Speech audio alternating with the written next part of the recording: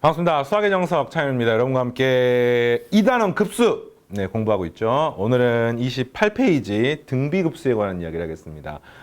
지난 시간 이제 쌤이 막바지에 급수 연산을 할 수 있는, 급수가 수렴할 수 있는 꼴이 고교 과정에서 두 가지가 나온다고 했었어요.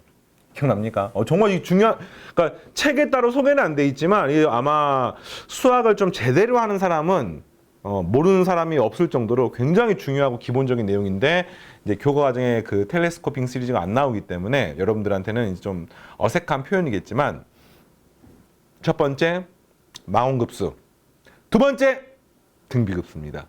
그리고 고교 과정은요, 포커싱이 등비급수에 많이 가 있어요. 지금부터 이제 다음 시간, 다다음 시간 계속해서 배울 건데, 바로 등비급수를 이용한 여러 가지 연산, 활용 문제들, 응용 문제들을 같이 공부를 할 겁니다. 그래서 오늘은 이름이 등비급수고요. 수열이 극한 할 때 이미 했었죠. 일반적인 수열이 극한. 나아가서 이제 등비 수열이 극한을 배웠습니다. 거기 이제 등비급수도 비슷한 거예요. 해볼까요? 자, 등비급수. 등비급수. 이걸 이제 원래는 수열 AN을 A 곱하기 R의 n-1제곱 이렇게 잡고 문제를 푸는 게 일반적이야.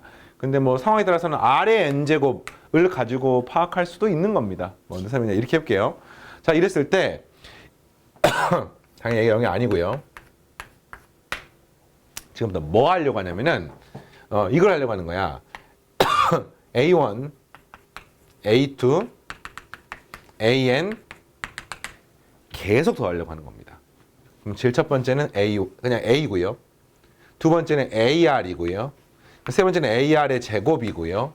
땡땡땡. N번째는 AR의 n-1제곱이고요. 땡땡땡. 이렇게, 요렇게, 요렇게, 요렇게, 요렇게 이게 되는 겁니다. 자, 지금 어떤 상황인지 알겠습니까? 그래서 요거를 구하는 거야. 무한히 쫙 더하는. 그러면 이제 첫 번째로 우리가 알기로 뭘 지난 시간에 배웠냐면은 이 무한 수열에 이제 해당하는 이 급수를 구하기 전에 요게 무한히 갔을 때 일단 얘가 발산하면 대화할 필요도 없고, 얘가 수렴하더라도 얼마에 수렴해야지만이 이 값이 수렴할 가능성이 있었더라. 이게 수렴하려면은 어떻게 됐었죠?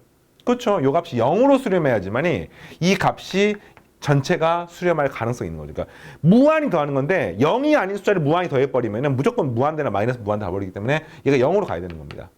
그럼 이제 우리가 알기로 이거 어떻게 했더라? 그렇지. AR의 n-1제곱 이 자체의 수렴 발산 리미트 n이 무한대로 갈 때 이 수렴 발산 여부를 어떻게 판정했냐면은 바로 요 R이 어떤 범위에 있는지 네 가지 오겠습니다. R이 1일 때, R이 마이너스 1일 때, 맞습니까? 절대값 R이 1보다 작을 때, 절대값 R이 1보다 클 때로 나눠서 확인했습니다. 그래서 이때는 발산했어요, 발산. 이때는 절대값 R이 1보다 작게 되면 그걸 무한제곱하기 없이 0으로 수렴한 겁니다. 마이너스 역시 진동의 진동. 진동 역시 발산입니다. 맞습니까? 그리고 R이 1이 되는 순간에 A 곱하기 1의 n-1제곱이니 그냥 A가 되어서 이렇게 되는 거예요, 지금. 이해되겠습니까?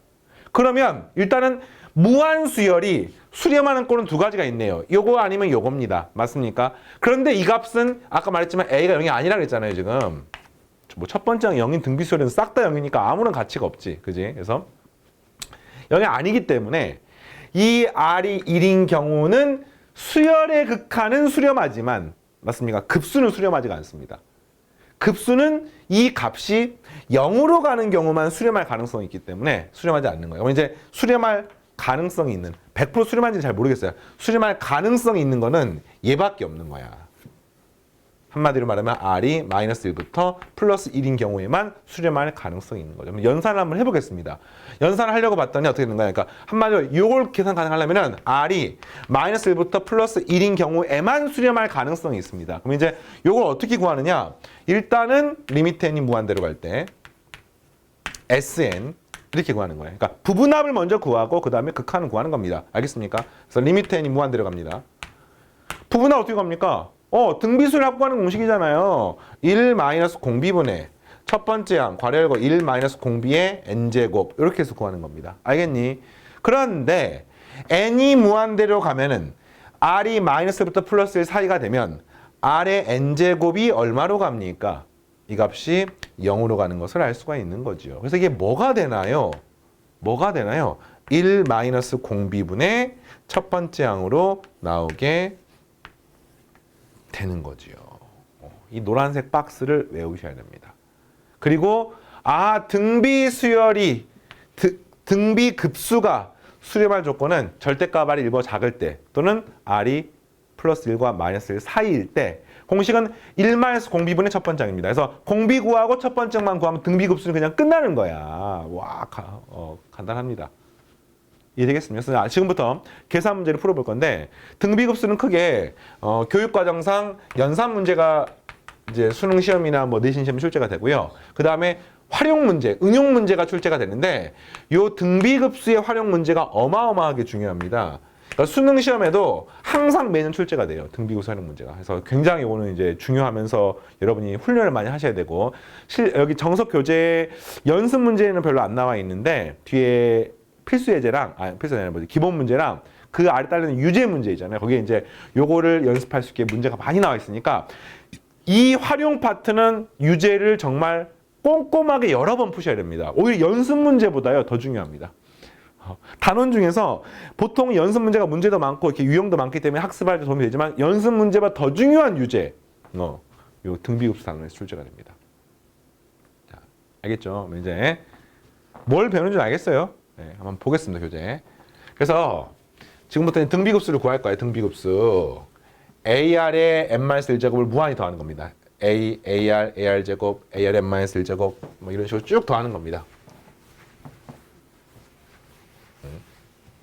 이렇게 쭉 더했을 때 절대값 r 1보다 작을 때는 수렴하고 합이 존재합니다.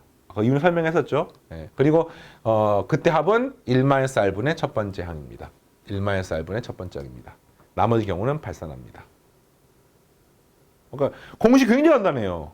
이걸 외우시고요. 지금부터 계산 연습을 해보겠습니다.